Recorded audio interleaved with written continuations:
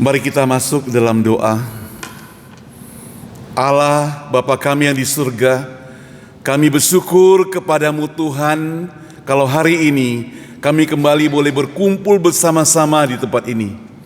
Sekali lagi Tuhan, ini bukan karena kehebatan kami, tetapi semata-mata anugerah Tuhan yang memberi kesempatan kami berkumpul kembali.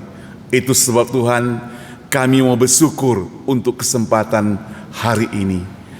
Pergunakanlah hamba-Mu untuk menyampaikan firman Tuhan yang sudah dipergumulkan, supaya kami semua Tuhan mendapatkan berkat. Dalam nama Tuhan Yesus kami berdoa, amin. Shalom saudara sekalian dikasih Tuhan ya. Senang sekali boleh bertemu kembali.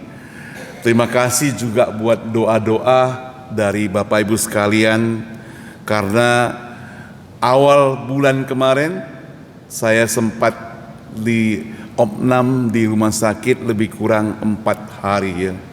Satu pengalaman yang indah, pengalaman boleh lebih dekat dengan Tuhan, hanya ucapan syukur saja kepada Tuhan, sehingga hari ini Tuhan memberikan tubuh yang sehat kembali.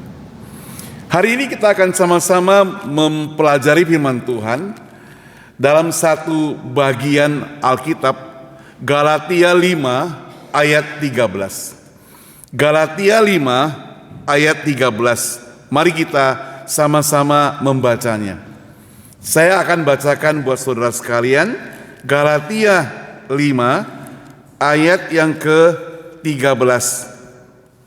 Demikian firman Tuhan.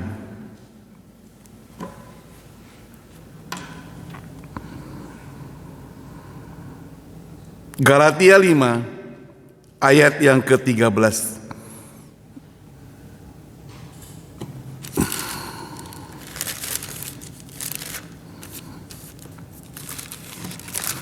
Sorry.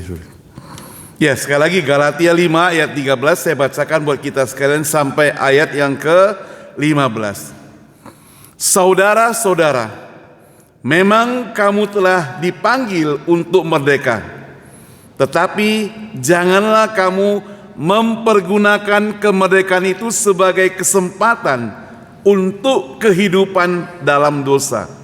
Melainkan layanilah seorang akan yang lain oleh kasih. Sebab seluruh hukum Taurat tercakup dalam satu firman ini, yaitu kasihilah sesamamu manusia seperti dirimu sendiri. Tetapi jikalau kamu saling menggigit dan saling menelan, awaslah supaya jangan kamu saling membinasakan. Tema perenungan kita hari ini adalah bebas dalam Kristus, merdeka melayani. Tadi firman Tuhan diawali dengan saudara-saudara, kamu telah dipanggil untuk menjadi merdeka. Kamu itu siapa saudara? Kamu itu adalah kita sekalian yang dipanggil oleh Tuhan supaya kita hidup merdeka. Latar belakang dari surat Galatia ini ditulis oleh Rasul Paulus, saudara. Sebenarnya untuk jemaat Galatia yang sedang menghadapi ajaran yang disebut dengan legalisme. Artinya apa? Artinya mereka itu mesti taat pada hukum Taurat, terutama para Judaizer, ya. Mereka itu mengajarkan bahwa keselamatan harus diraih melalui taat kepada hukum Taurat. Jadi harus patuh. Ini pengajaran yang bertentangan dengan ajaran Yesus tentunya. Karena keselamatan yang kita dapatkan bukan karena kita taat, bukan karena kehebatan kita, bukan jasa kita, bukan kekuatan kita, bukan apa yang kita perbuat, tetapi anugerah Tuhan. Yang disebut dengan anugerah artinya apa yang kita tidak layak dapatkan, tapi dilayakkan untuk kita. Sekali lagi Paulus menegaskan bahwa di dalam Kristus orang percaya telah dibebaskan dari hukum Taurat. Jadi di dalam Kristus kita bebas dari hukum Taurat itu. Dari belenggu dosa kita sudah bebas. Namun kebebasan yang kita peroleh, yang kita dapatkan bukan untuk hidup sebebas-bebasnya, bukan untuk hidup semaunya, melainkan untuk melayani dengan kasih. Di dalam ayat 13 saudara, kalau kita perhatikan ada beberapa kata penting. Ada kata yang disebut dengan kebebasan. Kebebasan ini berarti kalau dalam bahasa Inggris disebut lawful freedom atau kemerdekaan yang sesuai dengan hukum Allah. Tapi bukan bebas tanpa batas. Kita bebas tapi bukan sesuka hati. Kita bebas bukan berarti kita semau gue, bukan begitu. Kita bebas tapi menjadi hamba Allah, hamba Kristus. Bebas dari hamba dosa menjadi hamba Kristus. Lalu ada kata kita diberi kesempatan. Di dalam kebebasan itu kita diberikan kebebasan. Kata ini berarti kita diberikan untuk melakukan banyak hal yang bebas. Karena ini kesempatan sebagai landasan untuk hidup, tapi bukan menurut hawa nafsu dan daging. Untuk hidup menurut Allah. Bebas kita untuk hidup menurut Allah. Saudara, kita bersyukur ya. Tuhan itu memberikan kebebasan kepada kita. Memberikan kebebasan kepada kita untuk bertindak apa saja. Itu sebabnya maka banyak hal yang kita boleh pilih sendiri.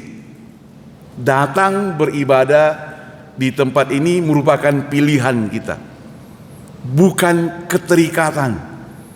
Tuhan memberikan kebebasan kita untuk memilih.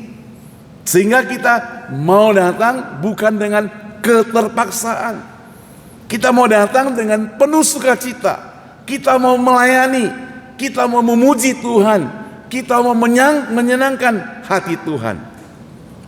Melayani saudara, pada ayat yang kita baca tadi dikatakan layanilah seorang akan yang lain. Melayani saudara, itu artinya kita itu sebagai budak. Kalau kita perhatikan orang yang kerja di restoran, dia melayani, ada tamu datang, dia melayani, menyambut, harus dengan rendah hati. Dia tidak bisa sesuka-sukanya. Artinya dia tidak bisa marah-marah. Artinya dia mesti rendah hati, dia mesti sedikit mengalah.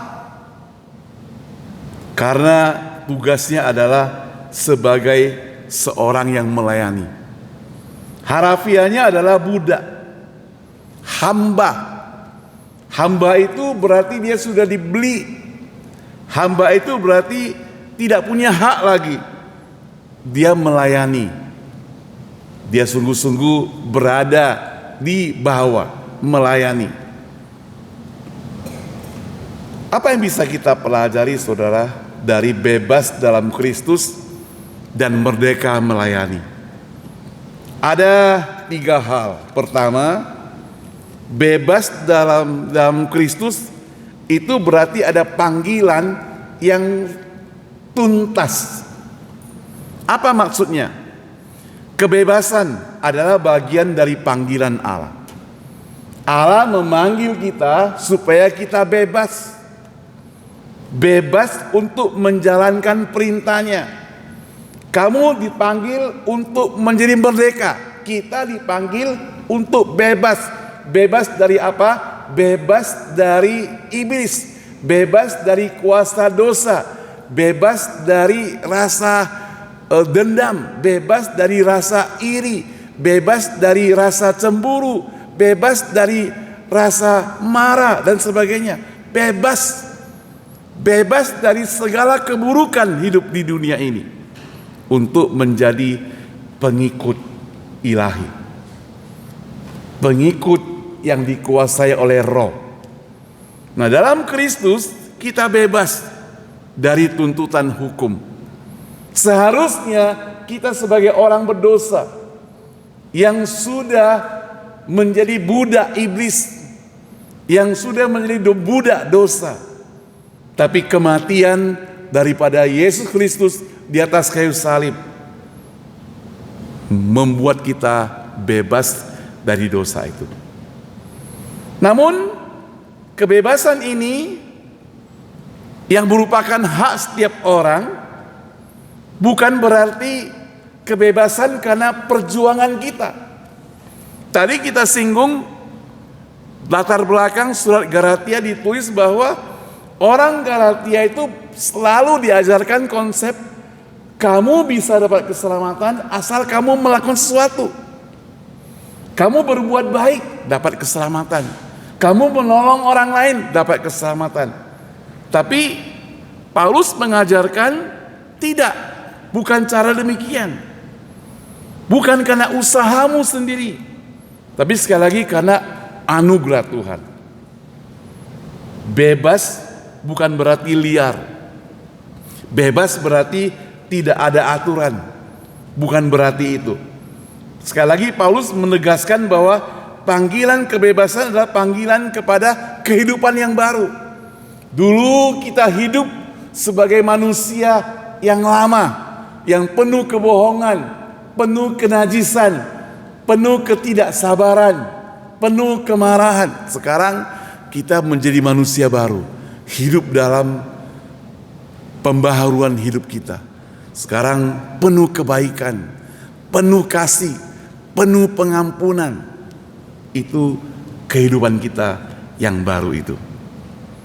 Ada panggilan, ada perubahan. Ada panggilan, ada pertumbuhan dalam hidup kita. Tidak lagi menuruti aturan yang lama, tapi kita disempurnakan oleh karya Kristus yang baru. Kalau tadi yang pertama dikatakan bebas dalam Kristus, panggilan yang tuntas itu sekali lagi berarti kita sudah lunas dibayar. Kematian Yesus di atas kayu salib cukup untuk membebaskan kita. Sudah lunas. Bukan pakai kredit, tapi pakai harga yang sangat mahal. Yang kedua, saudara, merdeka melayani itu seperti satu bertolak belakang dari konsep Allah, ya. Paradoks dikatakan ilahi. Di sini dikatakan, tetapi janganlah kamu menggunakan kemerdekaan itu sebagai kesempatan kehidupan dalam daging. Kita hidup merdeka, dibebaskan, dipanggil hidup merdeka. Tapi sekali lagi bukan untuk hidup dengan sesuka hatinya. Tuhan memberkati kita. Tuhan memberikan kepada kita berkat-berkat dalam hidup kita. Kita bebas mempergunakannya. Karena kita bekerja keras, kita dapat gaji, kita dapat uang, kita menjadi banyak uang dan sebagainya. Uang yang kita dapat, kita bebas menggunakannya. Tidak ada yang melarangnya. Tetapi sekali lagi, orang yang hidup di dalam Kristus, dia tidak akan memakai uangnya dengan sembarangan. Dia tahu apa artinya tanggung jawab. Dia tahu apa artinya menghemat. Dia tahu artinya bagaimana menghargai berkat Tuhan. Dia tahu bagaimana mengasihi orang lain. Dia tahu bagaimana mengasihi Tuhan. Itulah yang disebut dengan tidak menaruh kepada kehidupan dalam daging. Karena ada banyak orang memakai kebebasan yang disalahgunakan. Aku kaya, aku punya segala sesuatu, aku bebas melakukan segala sesuatu, aku bebas berpesta pora, aku bebas berhappy-happy, aku bebas untuk tidak bekerja, aku bebas untuk melakukan apa saja. Nah, ini kebebasan yang disalahgunakan. Tapi orang percaya itu akan memakai kebebasan itu sebagai satu kesempatan. Sebagai kesempatan untuk melayani orang lain. Sebagai kesempatan untuk melayani diri sendiri. Sebagai kesempatan untuk melayani komunitas. Sebagai kesempatan untuk menjadi berkat bagi orang lain. Itu sebabnya, saudara, kadang kita lihat orang sudah kaya, mulai makmur, hambur-hamburkan uangnya. Kita sebagai teman, sebagai sahabat, sebagai orang yang kenal, mungkin kita gak bisa melarang dia. Bahkan kita juga tidak berani tegur. Kenapa? Karena itu kebebasan dia. Kenapa? Karena itu sesuka hatilah dia, punya dia. Kita agak disuruh membantu, kita agak disuruh membiayai dia dan sebagainya. Kebebasan dia. Tetapi kalau orang itu mempelajari firman Tuhan dengan sungguh, dia tidak akan pakai kesempatan yang diberikan Tuhan untuk melakukan hal yang sesuka hatinya. Maka di sini katakan merdeka melayani, tapi bukan sesuka hati. Paulus menawarkan ada tolak belakang ilahi. Orang yang bebas justru dipanggil untuk menjadi pelayan. Kan lucu, diberikan kebebasan tapi jadi pelayan. Tadinya melayani iblis, dosa, sekarang melayani Tuhan. Jadi dipanggil untuk melayani Tuhan. Maka saya pernah khotbahkan satu tema, yaitu merdeka dari dosa menjadi budak Kristus. Tidak masalah, karena budak Kristus merupakan hal yang positif. Melayani itu merupakan hal yang positif. Yang ketiga, saudara. Yang ketiga, merdeka melayani melalui kasih. Maka hukum ini memenuhi semua aspek hidup kita. Firman Tuhan ingatkan kepada kita, bebas dari Kristus, kemudian melayani seorang akan yang lain. Jadi tujuan dari kebebasan terhadap kita semuanya adalah untuk mengasihi. Tujuan dari kebebasan Allah berikan pada kita untuk melayani. Sekali lagi, bukan untuk diri sendiri. Yang disebut dengan melayani berarti untuk orang lain. Yang disebut mengasihi berarti mengasihi orang lain, bukan diri sendiri. Tapi sebelumnya kita mesti mengasihi diri, bukan? Karena orang yang tidak mengasihi dirinya sendiri, dia tidak mungkin bisa mengasihi orang lain. Artinya apa, saudara? Artinya kalau kita berani menjaga diri kita dengan baik, sanggup menjaga diri kita dengan baik, maka kita punya tanggung jawab untuk menjaga orang lain. Tapi kalau diri sendiri tidak bisa jaga, bagaimana kita bisa menjaga orang lain? Kasih yang dimaksud di sini adalah kasih agape. Kasih yang merupakan inti hukum kasih. tindakan yang melayani tanpa mengharapkan balasan, tanpa mengharapkan sesuatu. Tidak ada motivasi yang lain. Itu hukum kasih agape. Dan hukum kasih agape ini sudah dilakukan oleh Kristus. Dia menjadi teladan tertinggi. Dia bebas, tapi dia rela mengosongkan dirinya menjadi hamba Allah, menjadi seorang hamba. Di dalam Filipi 2 ayat 7 dikatakan, dia mengosongkan dirinya menjadi hamba.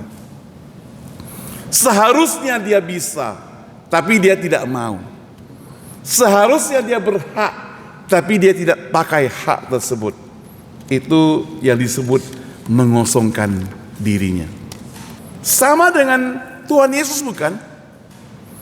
Orang percaya, orang mau tidak percaya Yesus itu Tuhan, tapi karena Yesus adalah Tuhan, ya Tuhan tidak pernah berubah. Tetap dia Tuhan. Ya, saudara yang saya kasihan Tuhan, itu sebabnya waktu Yesus mengosongkan dirinya, bukan berarti dia menjadi kosong, bukan. Tapi dia rela tidak memakai hak. Seperti dia rela tidak mau mempergunakan hak dia, kuasanya, menjadi seorang hamba. Tetap saja dia sebagai Tuhan, bukan? Nah, hari ini kita akan bawa pulang beberapa hal yang penting. Yang pertama, tadi kita sudah singgung bahwa bebas dalam Kristus bukan berarti bebas berbuat dosa, tapi bebas dari dosa dan hukum Taurat. Sekali lagi, bukan bebas berbuat dosa, tapi bebas dari dosa dan hukum Taurat. Yang kedua, merdeka melayani berarti kita memakai kebebasan, tindakan kasih yang nyata, menjadi pelayan bagi orang lain. Jangan menjadi bos bagi orang lain. Di perusahaan mungkin kita bisa jadi bos, tapi ketika kita sesama komunitas Kristen, sesama pengikut Tuhan, kita menjadi pelayan. Sungguh indah. Makanya firman Tuhan ingatkan kita saling mengasihi, saling membagi, saling memperhatikan, saling memberikan nasihat. Itu saling di sini itu merupakan melayani. Karena apa? Karena kasih merupakan hukum yang tertinggi. Di dalam persekutuan orang percaya, kita memakai hukum yang tertinggi, yaitu kasih. Kasih memberikan kita kebebasan. Kasih membuat kita bisa senyum. Kasih membuat kita bisa mengampuni.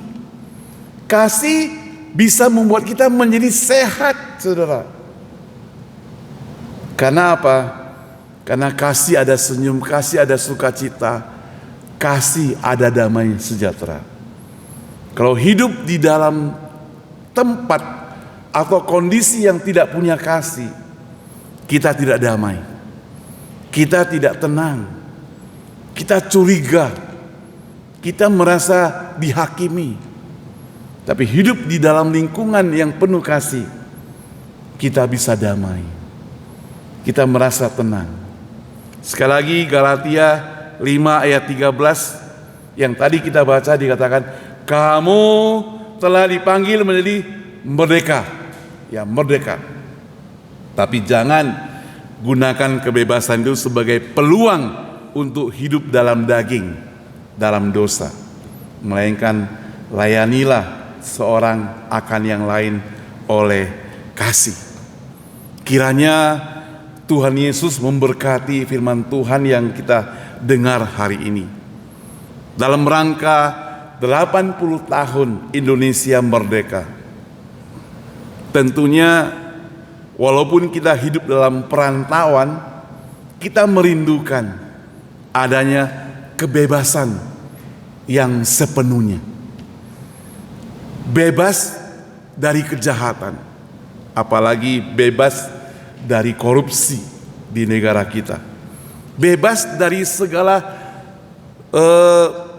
tindak tanduk orang yang tidak benar. Sehingga orang yang bebas, dia benar-benar merasa tidak terhalang, ada kasih ketika dia beribadah, tidak merasa takut. Ketika dia ikut retreat, dia tidak merasa penuh dengan ketakutan, gemetar dan sebagainya. Tapi di dalamnya ada kasih. Kita berdoa, kiranya semua ini boleh tercapai. Mari kita berdoa.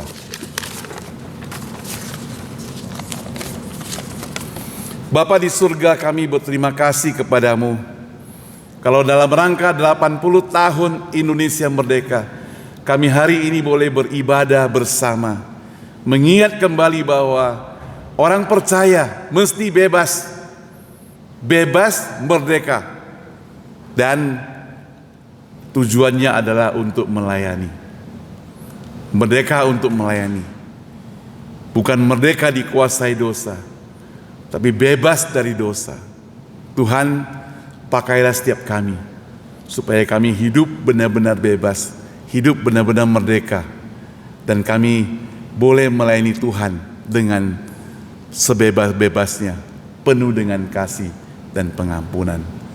Dalam nama Tuhan Yesus kami semua berdoa. Amin.